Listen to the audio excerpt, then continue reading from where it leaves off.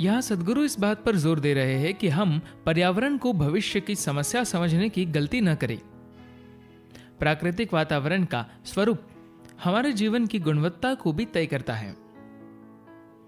सद्गुरु कहते हैं, एक समय था जब सारी दुनिया में जब लोगों के पास कोई काम नहीं होता था, तब वे मौसम की चर्चा किया करते थे। लेकिन आजकल कोई मौसम की चर्चा नहीं करता। अब चाहे जहां जाए, आपकी दादी नानी से लेकर आपके नानी पोतों तक हर कोई केवल अर्थव्यवस्था के बारे में बात करता है। सभी की बातचीत में अर्थव्यवस्था ही मुख्य मुद्दा बन गया है। अर्थव्यवस्था हमारे जीवन जीने की प्रक्रिया का एक अधिक पेचीदा रूप है।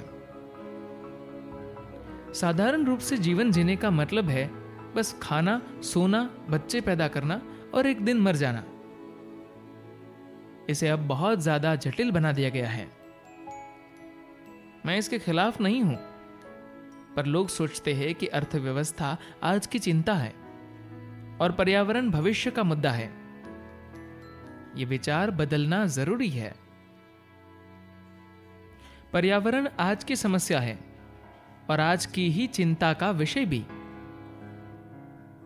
अगर आज हमारा जीवन अद्भुत है तो इसलिए नहीं कि शेयर बाजार में उथल पुथल हो रही है या फिर किसी विशेष देश या समाज में विकास दर का प्रतिशत अच्छा है।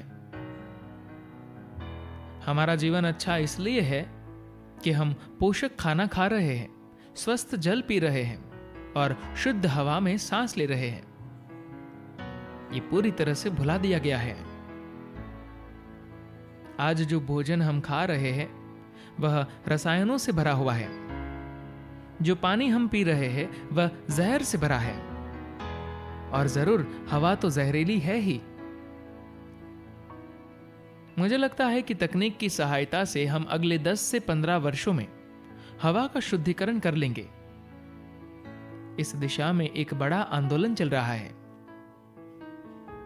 लेकिन मिट्टी और पानी ये बड़ी समस्याएं हैं। मिट्टी में ही जीवन पनपता है। मैं और आप कुछ और नहीं, बस थोड़ी सी मिट्टी है। जो मिट्टी थी वह भोजन बन गया, जो भोजन था वह मांस और रक्त बन गया।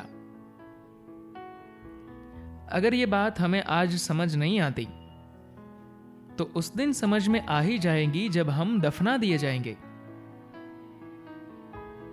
अधिकतर लोगों को यह बहुत देर से समझ आता है, क्योंकि हर किसी को कभी ना कभी तो आ ही जाता है।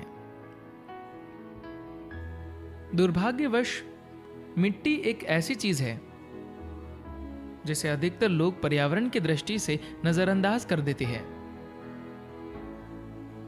हमने अपनी धरती की उपजाऊ मिट्टी को जबरदस्त नुकसान पहुंचाया है। बर्फ का पिघलना शायद जल्दी नजर आ जाता है, पर हमने मिट्टी को जो नुकसान पहुंचाया है वह ज्यादा खतरनाक है। जो सब्जियां और फसलें हम अपने देश में उगा रहे हैं, उनके पोषक तत्वों में पिछले 25 वर्षों में लगभग 30% गिरावट आई है। यही कारण है कि लोग चाहे जो खाए वो पूर्ण रूप से विकसित नहीं हो रहे हैं। डॉक्टर कह रहे हैं कि अगर आप मांस न खाए तो आपको पर्याप्त पोषण नहीं मिलेगा। एक ढंग से देखें तो वे पूरी तरह से गलत नहीं है। शाकाहारी भोज्य पदार्थ जिस ढंग से उगाए जा रहे हैं उससे उनके पोषक तत्वों का नाश हो गया है। वे पौधों में कुछ ऐसा डाल रहे हैं जो सिर्फ भोजन जैसा दिखता है, पर वह भोजन नहीं है। वे आपको बस कचरा भेज रहे हैं। ऐसा इसलिए हो रहा है क्योंकि मिट्टी की गुणवत्ता नाटकीय ढंग से बहुत नीचे आ गई है। आप अपनी मिट्टी को बस रासायनिक खादों और ट्रैक्टर से समृद्ध नहीं रख सकते। आपको जमीन पर पशुओं की आवश्यकता होती है। प्राचीन समय से जब से हम फसलें उगा रहे हैं, हम सिर्फ फसल ही काटते थे। बाकी का वनस्पति और पशुओं का कचरा जमीन में जाता था। आज हम सब कुछ बाहर खींच रहे हैं और जमीन में कुछ भी जाने नहीं दे रहे। हमें लगता है कि थोड़ी बहुत रासायनिक खाद डालने से काम हो जाएगा। यही कारण है कि भोजन और उनके पोषक तत्वों की गुणवत्ता जबरदस्त रूप से नीचे आ रही है। हमारी भोजन उगाने की योग्यता ही समाप्त हो रही है, क्योंकि हम अपनी उपजाऊ जमीन को रेगिस्तान बनाए जा रहे हैं। हम अपनी उपजाऊ मिट्टी को रेत बना रहे हैं, क्योंकि उसमें कोई जैविक पदार्थ जा ही नहीं रहे हैं। कहीं कोई पेड़ों की पत्तियां या पशुओं का मल मूत्र नहीं है। लगभग 40 साल पहले जब मैं खेती करता था,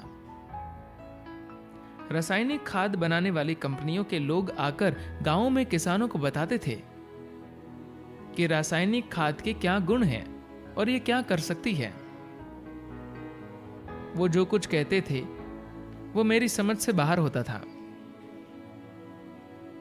मध्यम संतुलित जलवायु में आप जो रासायनिक खाद मिट्टी में डालेंगे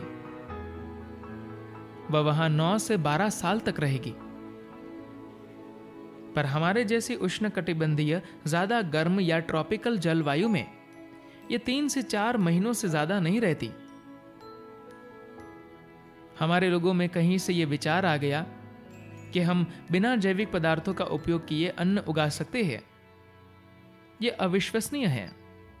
क्या जैविक पद्धति के अलावा किसी और पद्धति से भोजन उगाने का कोई और तरीका है? नहीं, कोई और तरीका नहीं है। आप अपनी उपजाऊ मिट्टी को तभी बचा सकते हैं जब पेड़ों की पत्तियां, वनस्पति कचरा और पशुओं का मल मूत्र उसमें जाएगा। आप केवल इसी एक तरीके से अपनी जमीन को लंबे समय तक बचाकर रख पाएंगे।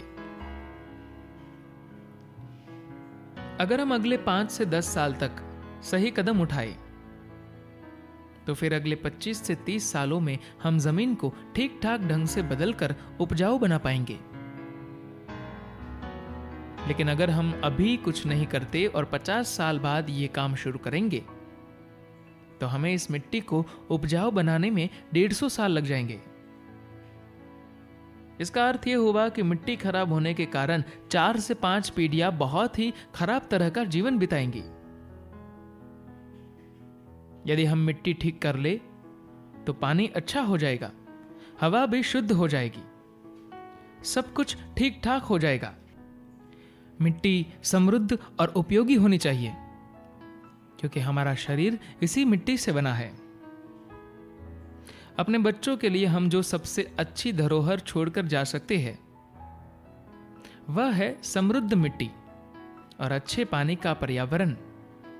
सिर्फ मिट्टी की गुणवत्ता बचाकर रखने से इस धरती की और हमारे जीवन की गुणवत्ता बनी रहेगी। संपादकीय टिप्पणी। ईशा कृषि अभियान का उद्देश्य तमिलनाडु के किसानों को अपनी जमीन के पर्यावरण संबंधी संतुलन को कृषि वानिकी और जैविक कृषि की तकनीकों की सहायता से पुनः स्थापित करना है। इस प्रयासों के बारे में और जानकारी प्राप्त कीजिए। धन्यवाद।